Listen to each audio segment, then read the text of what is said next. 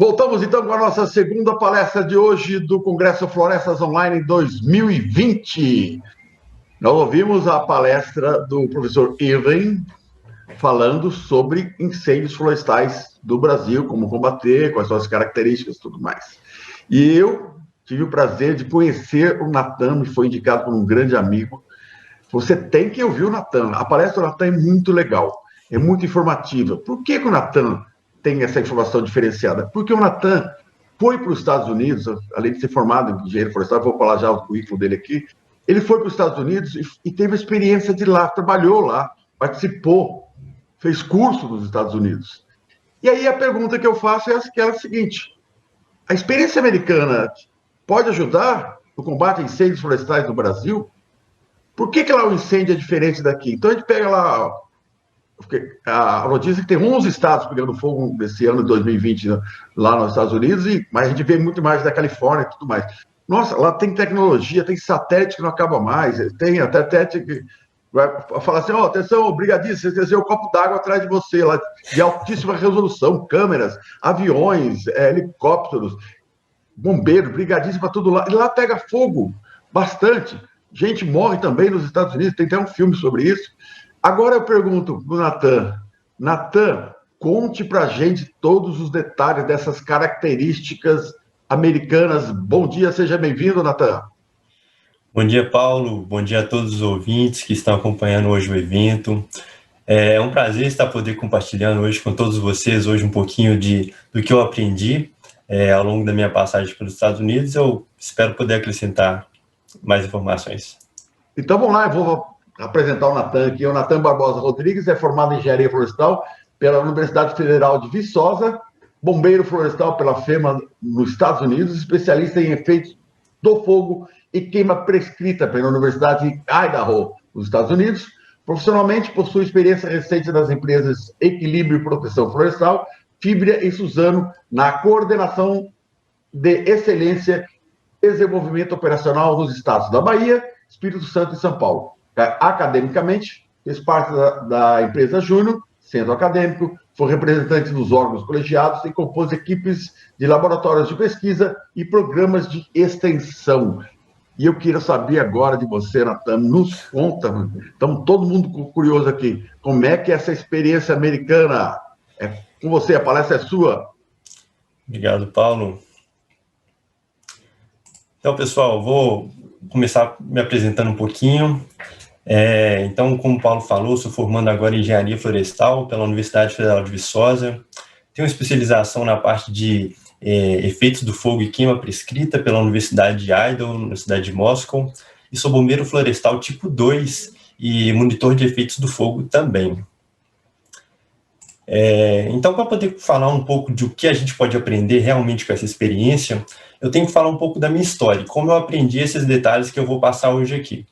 Então, quando eu fui para a cidade de Moscow, no estado de Idaho, lá seria um pesadelo de qualquer outro intercambista. Afinal de contas, a cidade tem 20 mil habitantes somente, muito rural, muito florestal, e fica longe de qualquer outro centro urbano. Mas, para mim, como engenheiro florestal, acabou sendo o paraíso, né? Porque eu acabei trabalhando na montanha da cidade, como na parte de silvicultura, e quando fui fazer a matrícula minha nas disciplinas, eu acabei descobrindo que existia uma coisa lá que era um pouco diferente. Por quê?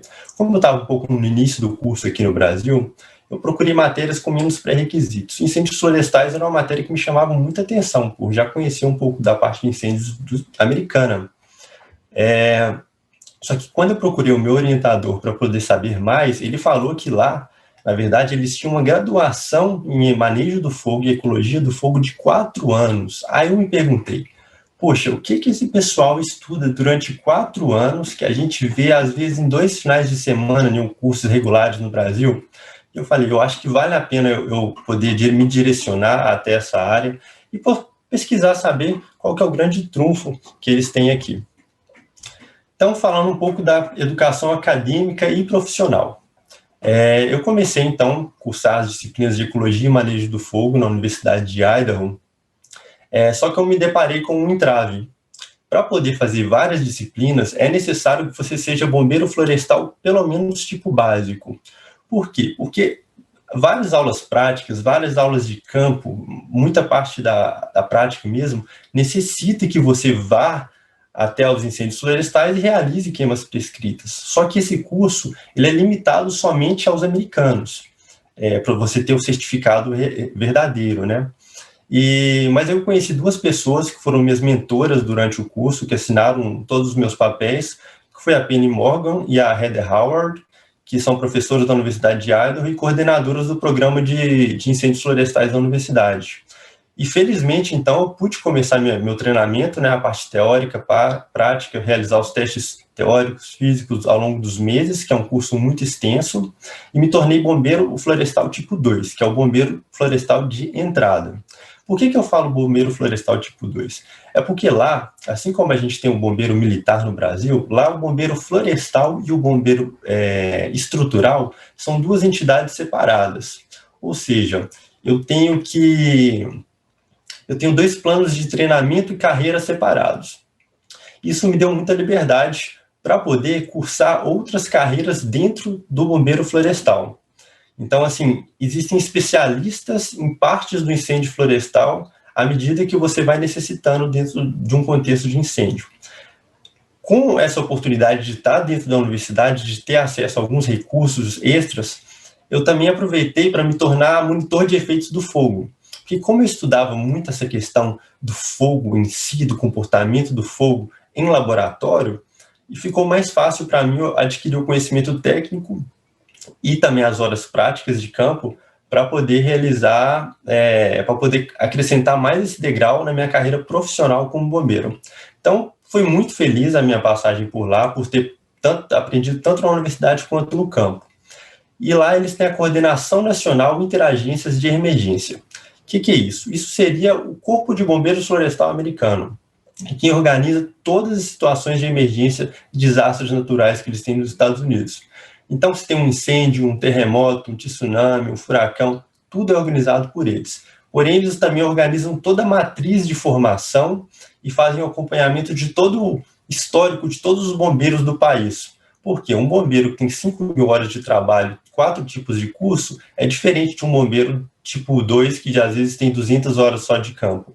Então, para alocar melhor as equipes, eles acabam tendo todo esse plano de carreira que as pessoas podem seguir. Então, aí a gente tem algumas fotos, né, dos laboratórios. Esse para mim, acho que é o maior laboratório de incêndios florestais do mundo, que é onde começou os smoke jumpers, que são os bombeiros que saltam dos aviões, que é onde foi desenvolvido as roupas de proteção individual, que é o Nomex, que todos os bombeiros usam hoje em dia nos Estados Unidos. Fica lá em Missoula, no estado de Montana. Era bem próximo à minha cidade, então aí a gente pode ver uma cama de queima controlada no lado esquerdo, onde a gente tem vários sensores de temperatura, intensidade do fogo, câmeras. A gente faz um monitoramento minucioso de tudo que ocorre em cada combustível para poder criar os modelos matemáticos para poder extrapolar para os ambientes naturais. Passando aqui. Mas o que esse FEMO faz? O que eu, como monitor de efeitos do fogo, acabei fazendo ao longo do tempo? Eu tenho que saber tudo o que acontece no fogo, no momento e no futuro. Por quê? E como eu faço isso? Observando meteorologia e observando também as condições de vegetação e relevo, que são os componentes do comportamento do fogo. Então, a minha principal ferramenta de trabalho é essa estação meteorológica que eu estou de mão, que eu estou segurando aí na foto à esquerda, para poder monitorar a umidade relativa do ar, velocidade de vento, ponto de orvalho, tudo minuciosamente monitorado ao longo do tempo e reportado para todas as equipes em situação de incêndio florestal. Por que para todo mundo? Porque todo mundo, a gente tem como premissa de segurança que todo mundo tem que saber o que está acontecendo com o fogo a todo momento, porque isso gera tanto segurança quanto eficiência no combate. Mas, principalmente, o monitor de efeitos do fogo, ele trabalha em conjunto, principalmente com as equipes de coordenação dos incêndios florestais para traçar as estratégias de combate, porque o fogo é dinâmico, tanto no tempo quanto no espaço. À medida que ele vai queimando diferentes tipos de vegetação, em diferentes formatos de relevo, e também as umidades relativas do ar vão se alterando, ele vai alterando toda a sua dinâmica. No lado direito aí, eu tenho já uma questão diferente, que é a queima prescrita. Se no incêndio florestal eu tenho que monitorar todas essas características, na queima prescrita eu defino as características que eu quero trabalhar.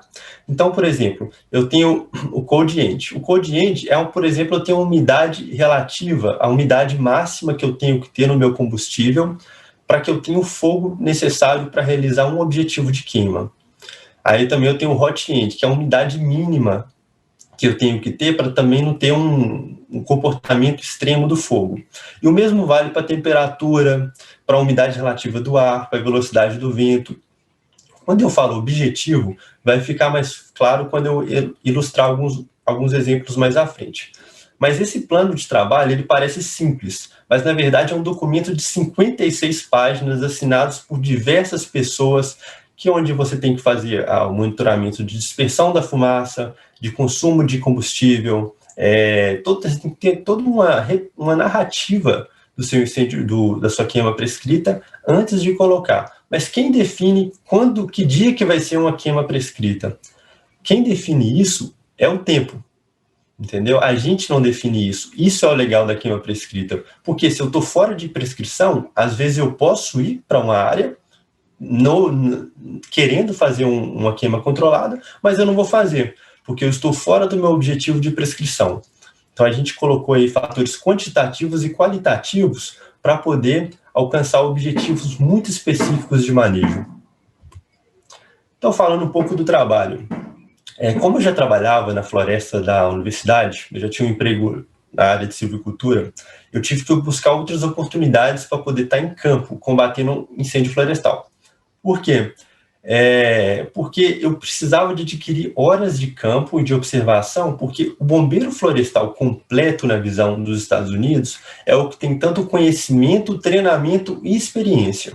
Se faltar qualquer uma dessas partes do triângulo do aperfeiçoamento profissional que a gente fala, é um bombeiro que precisa fazer um refreshment, fazer um retreino para chegar no lugar. Então, para poder conseguir essas horas de olhar para as chamas, entender o comportamento e não ficar só no papel e nos computadores, eu fui para o campo. Então, eu participei da SAFE, que é a Associação de Ecologia do Fogo, Estudantil de Ecologia do Fogo, onde eu pude combater vários incêndios florestais e fazer queimas prescritas. Trabalhei em conjunto com a The Nature Conservancy, com a parte de restauração florestal, em projetos de pesquisa. Então, eu vou mostrar aqui um pouquinho, fora da estação de incêndio, o que a gente fazia antes de chegar na parte do incêndio. O primeiro exemplo que eu vou dar é um exemplo muito típico, um clássico que eu gosto de mostrar, porque mostra uma queima de grandes proporções, que foi realizado junto com a TNC no estado de Nebraska. Essa queima prescrita, eu vou contextualizar um pouco ela. Essa área, eles plantaram muito uma espécie de cedro, Juniper virginiana. E esse cedro se espalhou de uma maneira absurda. Por que eles plantaram esse tipo de cedro numa área tipicamente de savana? Para criar ambientes de caça e cortinas de vento, para fazer a proteção das casas. Só que essa espécie acabou se alastrando bastante e o sombreamento causado pela copa acabou prejudicando a produtividade do pasto que sustentava toda a cadeia de gado da região. Então, começou a prejudicar tanto ambientalmente quanto economicamente a área. Qual foi a solução encontrada? Como o fogo é natural desse tipo de savana, na cidade de Valentine, Nebraska, a gente usou o manejo do fogo para poder fazer a remoção dessa espécie. Mas como que a gente fez o manejo do fogo? Aí eu vou falar o como, que é o mais importante, que é o que a gente trabalha hoje em dia. Quais são as características do fogo que eu quero nesse ambiente para alcançar o meu objetivo de manejo? Eu preciso de chamas que atinjam a base da copa, eu preciso de baixa intensidade de liberação de calor, com um pouquinho de umidade relativa do ar mais elevada, para não prejudicar tanto o ambiente natural.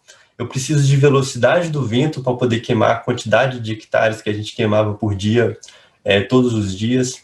Então, a gente utilizava matematicamente de todos esses números para poder criar uma prescrição. Se você está dentro da prescrição, você queima. Se você está fora da prescrição, você não queima. Se eu tenho, por exemplo, uma temperatura maior do que esperado, eu posso observar um comportamento do fogo que eu não consigo segurar, eu posso causar foco secundário, não queima.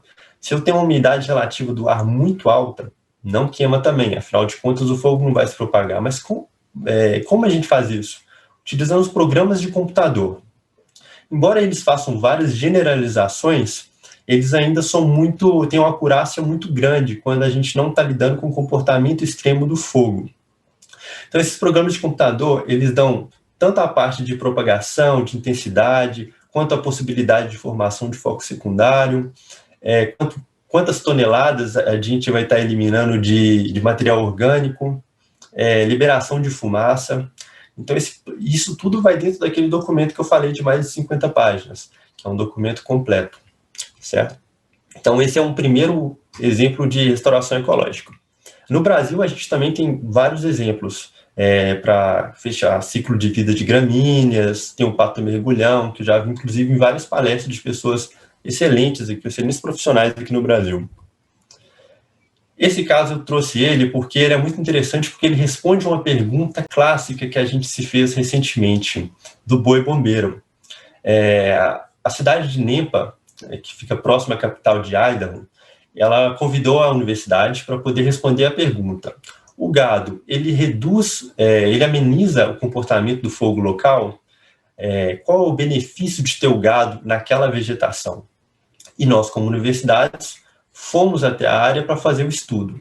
Então, nós montamos parcelas enormes, com e sem o gado, e a gente colocou esses sensores de temperatura, como vocês podem ver nas fotos, em toda a área, em toda a região, para fazer um monitoramento da quantidade de energia liberada. Colocou essas varas para medir a altura da chama ao longo de todas as parcelas, usou estação meteorológica e fez medidas com acurácia muito grande para poder bater o martelo. Faz sentido? Qual foi o resultado? Não fez sentido. O gado, presente ou não afetou em nada. Mas isso sempre vai acontecer? Também não. É interessante a gente entender que, além da quantidade de combustível, a gente tem que entender outros fatores, como a continuidade vertical, continuidade horizontal, a flamabilidade, o teor de umidade, o percentual relativo entre combustível vivo e combustível morto. Isso tudo vai influenciar na minha vegetação. Então, cada bioma vai se comportar de uma maneira diferente, não só de bioma para bioma, mas ao longo do dia, porque a gente tem a variação ao longo do dia da disponibilidade dos combustíveis, ao longo das estações. Então, é muito importante observar que é muito complexo, é dinâmico e complexo para se dar uma resposta categórica. Mas, nesse caso, não fez efeito a presença do gado. E, por último, aí, o terceiro que eu gostaria de falar, ainda fora da estação de incêndio, o tratamento de combustíveis. Em Idaho, eles pagam uma taxa muito cara, uma multa muito cara quando eles fazem exploração florestal e não fazem a queima, ou dão uma destinação para esses restos de madeira de exploração.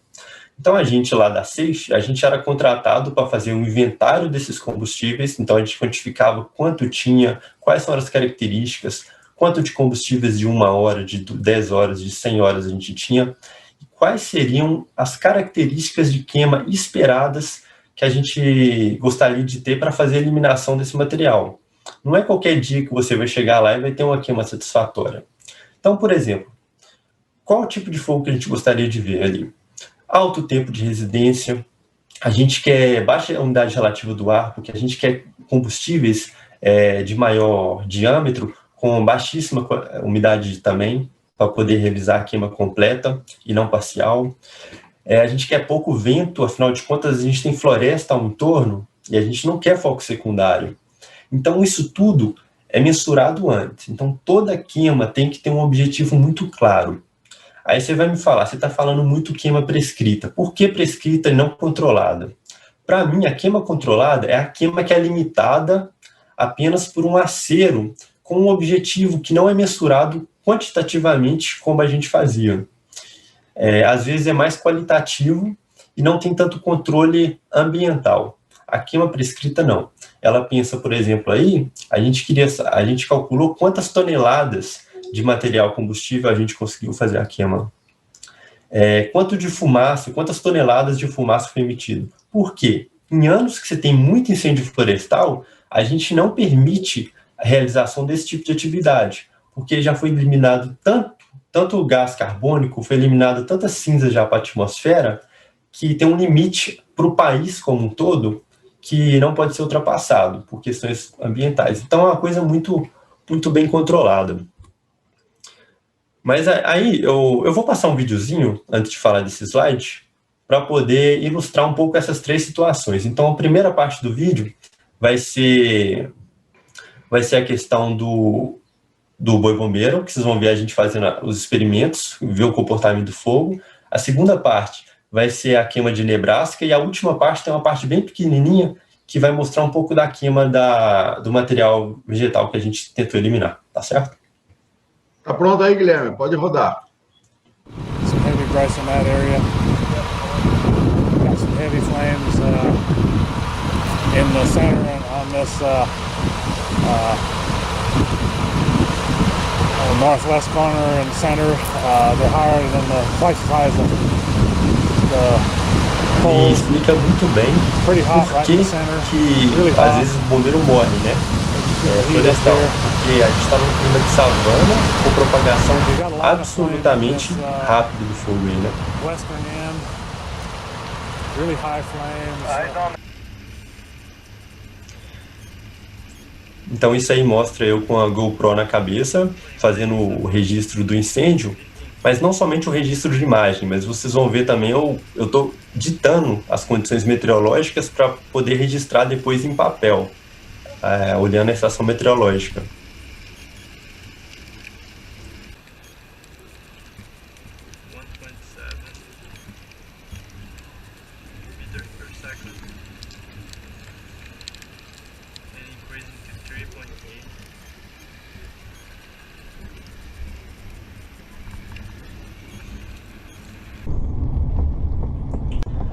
Aí já é em Nebraska, mostrando a atividade desde o começo dela, do planejamento, dos briefings.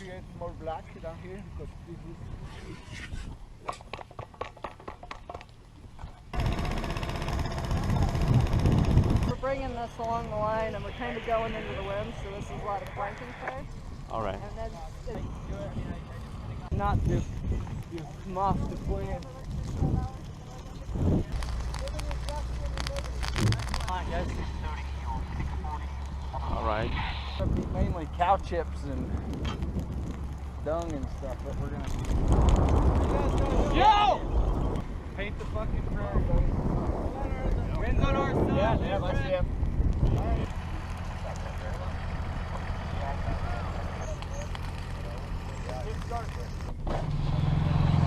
I was hoping to see better fire behavior there. Maybe next time.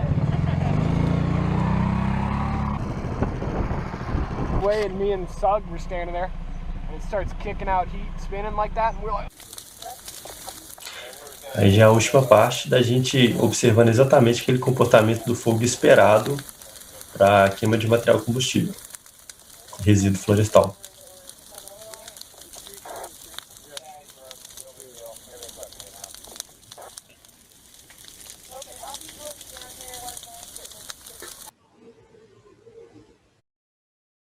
Espero que tenha ilustrado muito bem essa parte das atividades. Mas aí, falando um pouquinho dos incêndios atuais, né, que a gente está vendo na televisão. A gente está observando, no caso, o comportamento extremo do fogo. Ou seja, todos aqueles softwares que eu falei, eles não conseguem fazer a predição muito boa, porque eles fazem generalizações que você não observa em condições atuais. Mas qual que é a principal desvantagem desse comportamento extremo? Primeiro, ataque indireto não pode ser realizado. Você vai ter que focar em ações defensivas e o ataque indireto. E o fogo, quando você está observando ele, igual vocês observam aí, formando essa coluna, ele forma um microclima que dificulta a previsão do seu comportamento. Isso aí está criando ventos, rajadas de vento, absurdo, com a velocidade muito absurda, e jogando umidade para a atmosfera, igual uma bomba de água mesmo, que às vezes até a gente tem que tomar cuidado, porque ocorre um fenômeno chamado virga, que é uma chuva de água quente que queima todo mundo, de tão violento que isso aí é, de tanta umidade que essa chama acaba tirando da vegetação com tanta violência, certo? Então, o fogo cria um microclima à medida que ele vai crescendo no ambiente. Então, a gente acaba não tendo tanta acurácia em saber o que vai ser o grande direcionador do fogo. Se seriam os ventos, se seria a declividade ou outro fator, ou combustível, né? Então, o que a gente observa muito em comportamento extremo do fogo? Alta velocidade de propagação, a gente tem muita fogo de copa, formação de focos secundários. Gente, tem registros de formação de focos secundários a mais de 16 quilômetros de distância, porque a violência com que essa pluma se forma é de tal forma que os cones de pinos eles são arremessados.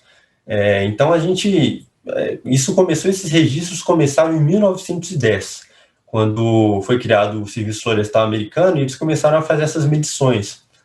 Então, é algo muito preocupante.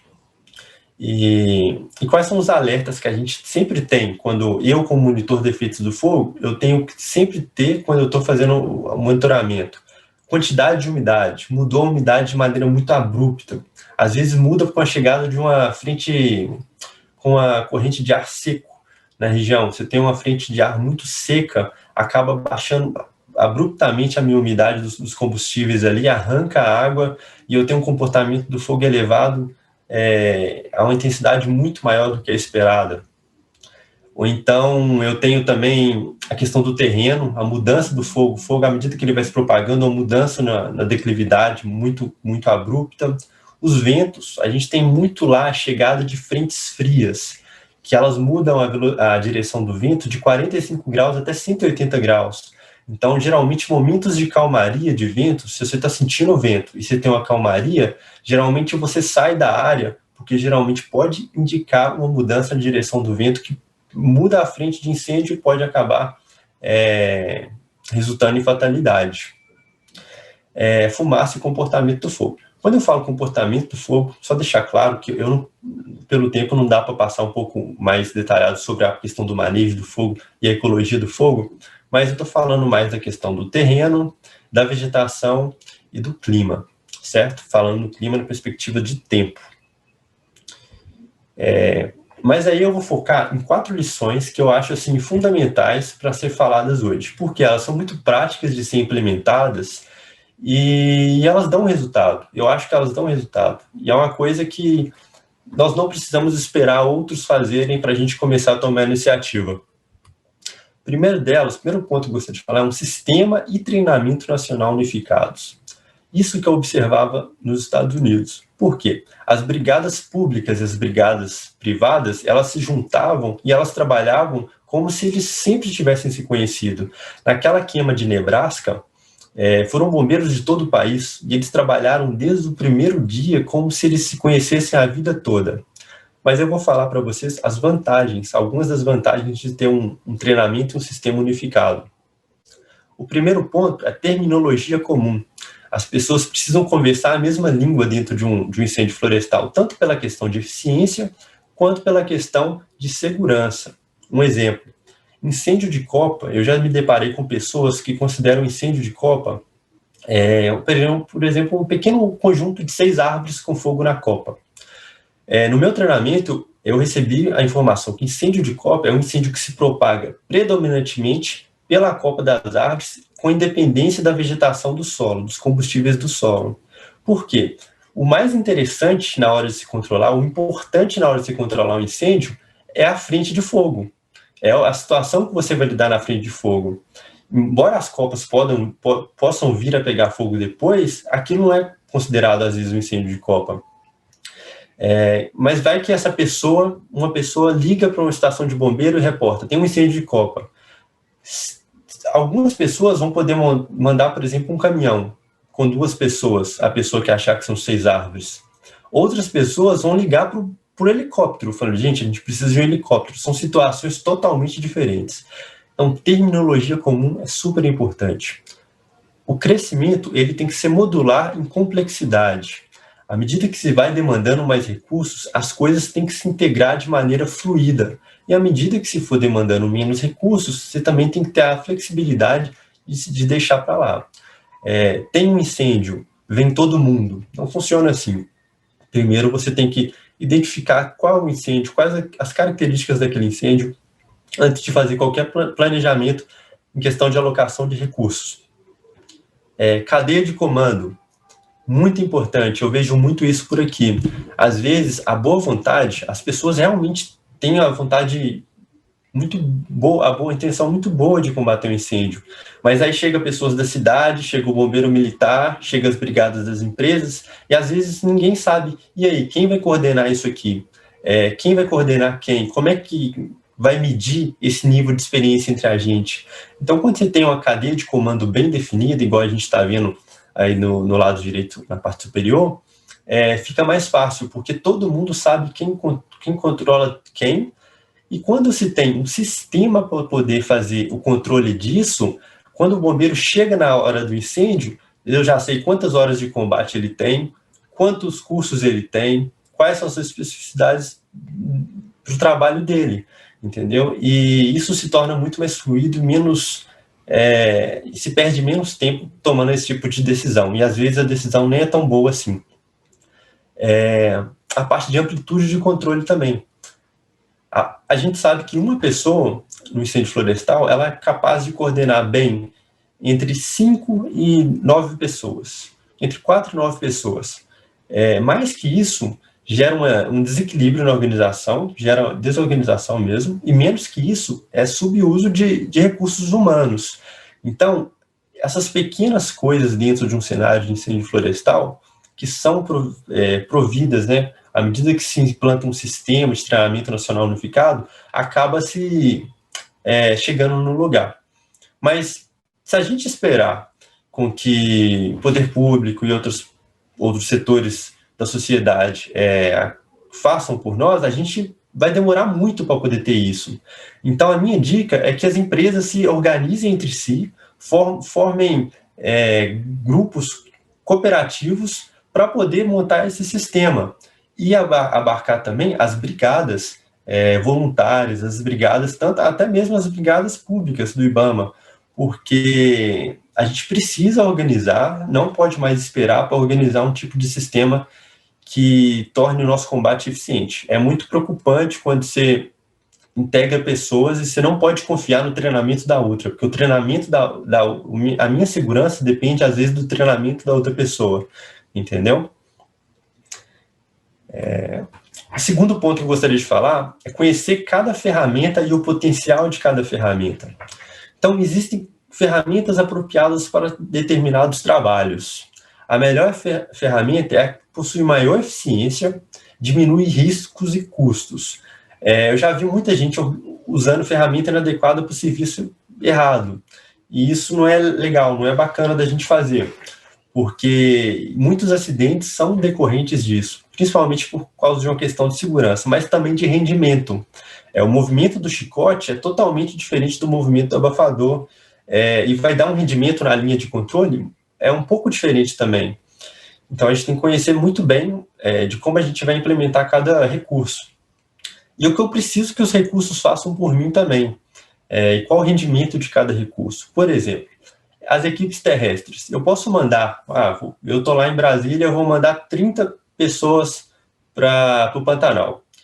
Essas pessoas, elas vão fazer uma linha molhada, elas vão remover vegetação com motosserra, vai ser com enxada, elas vão fazer fogo de expansão, proteção de estrutura. Cada uma dessas atividades, embora dependam de equipes pequenas, compactas de terra, de hand crews, elas dependem de recursos totalmente diferentes, elas dependem de treinamentos diferentes e capacitações diferentes. Então, é necessário saber que eu quero também que os meus recursos, além de ter, o que eu quero que eles façam por mim.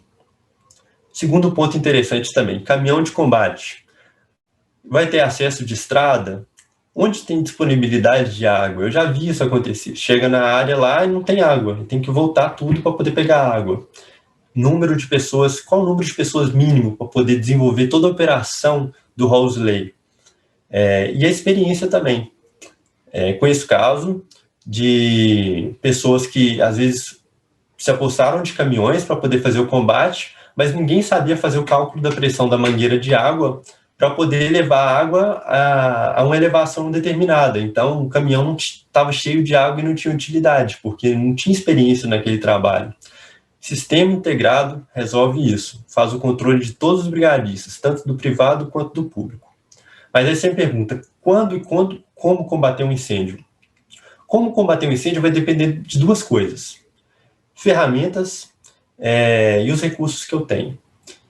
E a segunda coisa vai ser de comportamento do fogo. Nem tudo depende das ferramentas que eu tenho. Se eu tenho um incêndio de copa, não adianta eu levar um abafador. É uma combinação de comportamento do fogo e das ferramentas que eu tenho. Por que no Brasil se faz muito fogo de expansão? Se faz muito contra-fogo? No início, assim, eu comecei a achar que seria uma moda. Seria assim, as pessoas usam muito contra-fogo porque elas descobriram contra-fogo e começou a se popularizar bastante, mas não é. O contra-fogo é muito usado, principalmente porque com 30 pessoas dentro de um incêndio florestal enorme no Brasil, é a única ferramenta possível de ser usada. Porque ela vai usar de estrada, não tem como eu sair abrindo acero ao entorno de um incêndio nessas proporções com 30 pessoas. Então eu vou utilizar de estradas, de rios, de várias coisas da paisagem para poder fazer o meu contra-fogo. E é efetivo, é o que você pode fazer com o recurso que você tem. Agora, quando combater um incêndio, é mais interessante ainda. A gente fazia um cálculo muito refinado para saber o custo de combate de um incêndio. Quando a gente, principalmente, tinha situações de ameaça de propriedade privada e de plantios, a gente fazia o cálculo do custo do combate e do custo daquilo que ia se perder. Porque nem sempre era conveniente combater um incêndio florestal, entendeu? Dependendo também de como ele estava queimando e onde ele estava queimando. E esse quando combater vai auxiliar muito também no planejamento, porque nem todo o perímetro do fogo eu tenho que acobertar. Eu tenho que pegar partes específicas do meu fogo que não abarcam, por exemplo, estradas. Você não pode construir um acero a, 500 metros de uma estrada. A estrada já é um acero natural. Você não pode construir um acero perto de um rio. Você tem que ter equipes de controle. Mas você tem que ser inteligente na hora de definir onde combater o incêndio para poder ter o máximo de economia, o máximo de aproveitamento dos seus recursos, tanto humanos quanto materiais, e fazer um combate necessário sempre, né? O terceiro ponto são lições aprendidas, pessoal. Vocês já viram filmes, livros, e também a gente que é bombeiro nos Estados Unidos, a gente recebe muitos e-mails, quase todos os dias, sobre lições aprendidas. Eles pegam todos os acidentes e incidentes que ocorrem na linha de combate e mandam para todo mundo dessa maneira que vocês veem do lado direito.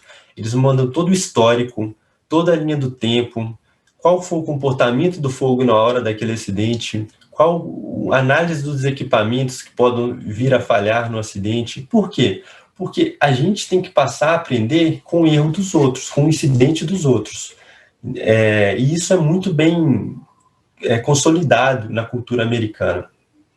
Essa parte de aprendizado. Eu acho que isso é uma coisa que a gente pode fazer aqui também. Existem muito poucos registros oficiais e compartilhados dos incidentes, do que veio causar os incidentes no Brasil.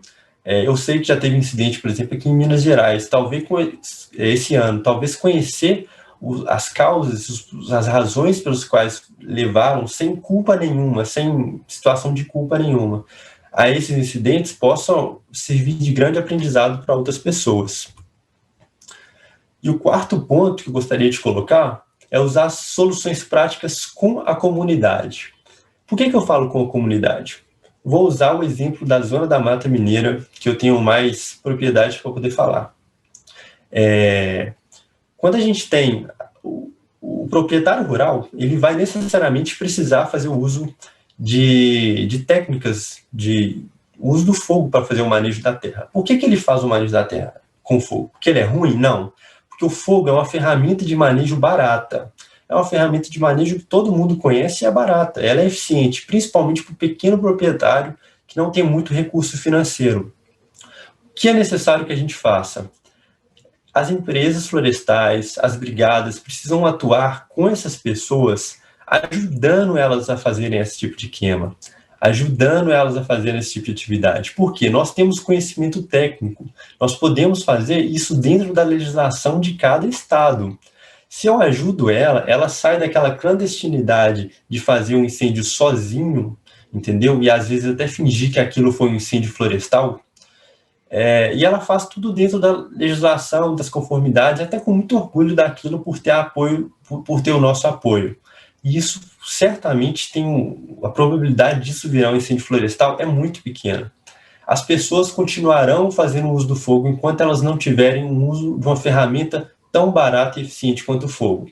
Até a gente não ter essa ferramenta, precisamos investir, precisamos ajudar as pessoas a fazerem esse uso, dentro da legislação. Eu sou a favor até de uma legislação que libere o engenheiro florestal a atuar de uma maneira mais incisiva e ser punido caso ele faça alguma besteira. Mas eu acho que a liberdade de trabalho para a gente é uma coisa que é muito importante para lidar com esse tipo de situação. Então, esses são os 4 pontos mais importantes que eu gostaria de colocar, que são pontos que eu acho que são totalmente aplicáveis para o momento que a gente vive. Gostaria de agradecer ao Paulo pelo convite, a Universidade Federal de Viçosa, estou me formando agora, o Departamento de Engenharia Florestal, está de parabéns, tirou 5 estrelas aí no ENAD, CIF e as universidades que eu cursei o ensino lá fora. Talvez quem te convidou foi uma pessoa, quem me indicou foi uma pessoa que assistiu a algumas das palestras ou cursos, porque eu tenho muito essa coisa do uso responsável e eu estou aberto a convites para debater, para discutir com outras pessoas também, porque é algo que me entusiasma bastante. Obrigado. Obrigado você, meu amigo Natan. Então, o contato do Natan, vou deixar um pouquinho, Natan Barbosa, aí o Natan Barbosa r@gmail.com, tá o contato do Natan aí, para você entrar em contato com ele. Essa palestra aí você pode... Acabei de receber um convite aqui do pessoal da universidade querendo conversar, chamar o professor Irving para uma live. E eu acho que está aí, ó, o Natan também à disposição para vocês aí que a universidade quer fazer uma live com ele.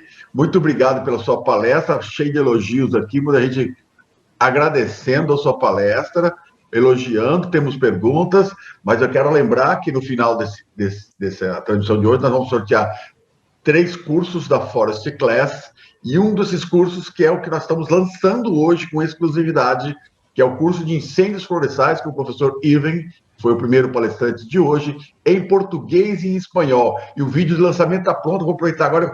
Guilherme, roda o vídeo aí para as pessoas conhecerem um pouco mais do que vai ter nesse curso de incêndios florestais na Forest Class.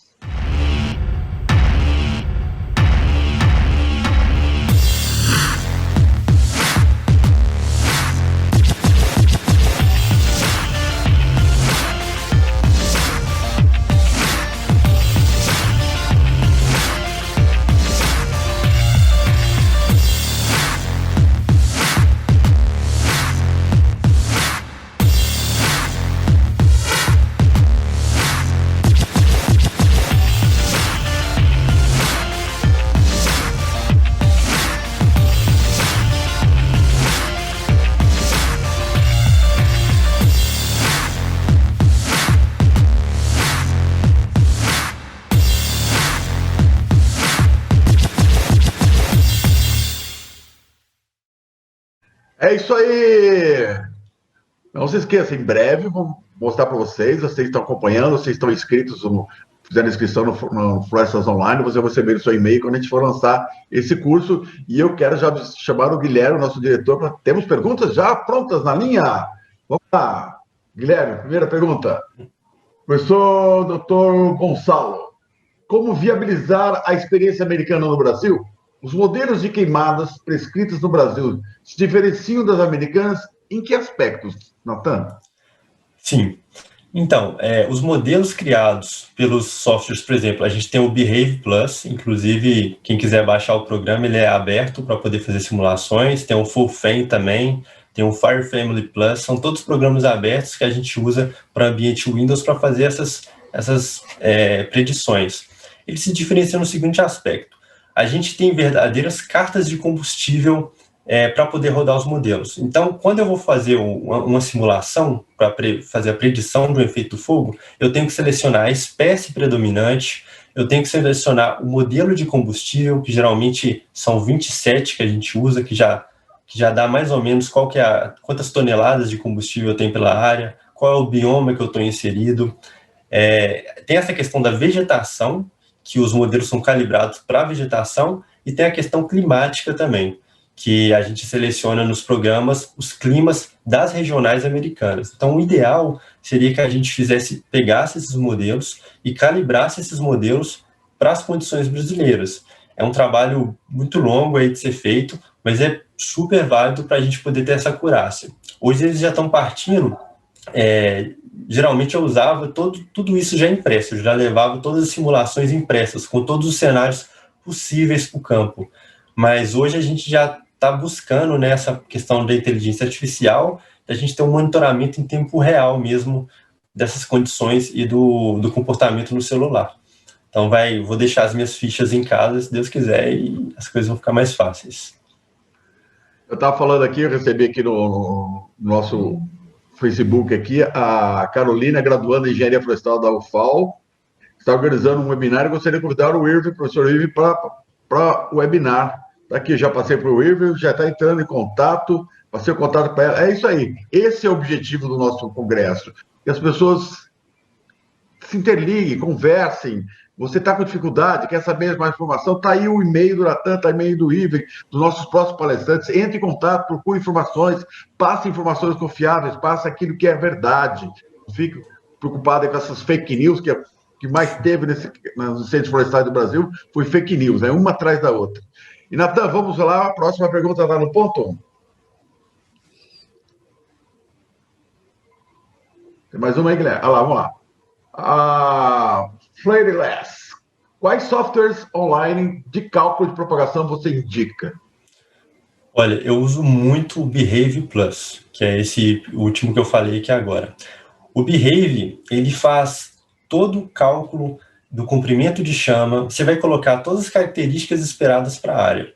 Ou seja, essa área minha, estou trabalhando aqui, qual a variação natural da umidade, qual a variação natural da velocidade de vento na época do ano, e você vai fazer várias tabelas e gráficos para poder ir ao campo e poder verificar esses comportamentos que ele vai dar de output, de comprimento de chama, altura de chama, velocidade de propagação, intensidade de liberação de fogo, e ele faz até mais, ele coloca até a probabilidade de ignição fora da área, dentro da área, em caso de foco secundário, ele dá a velocidade, por exemplo, que você faria uma linha de controle, que você faria o controle de um incêndio, tendo determinados rendimentos dos seus recursos.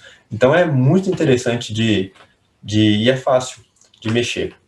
Então o Behave Plus é o melhor. Mas aí, se você quiser ir para outros programas, tem o Fire Family Plus também, que é super interessante. Tem programas como o FullFan, que ele vai falar muito da questão da fumaça, do consumo de material combustível, e tem outros o FSI também, que vai fazer integração com os mapas, com o GIS, que vai dar mais acurácia ainda. Vamos lá. Guilherme, mais uma pergunta? O Darlan, da CMPC, pergunta: Natan, muito importante protocolos, análise de incêndio e planejamento antes do combate, além de liderança bem definida. Acho que abordou muito bem. Parabéns, vários elogios para você. Obrigado. O Natan também o Darlan também tem uma pergunta. Em relação ao combate noturno com aeronave, você teve alguma experiência lá nos Estados Unidos, Natan? Não. O combate noturno, ele é majoritariamente feito de maneira indireta. Ele é feito pelo fogo de expansão, fogo contra fogo. Nunca é feito o combate direto à noite dos incêndios florestais.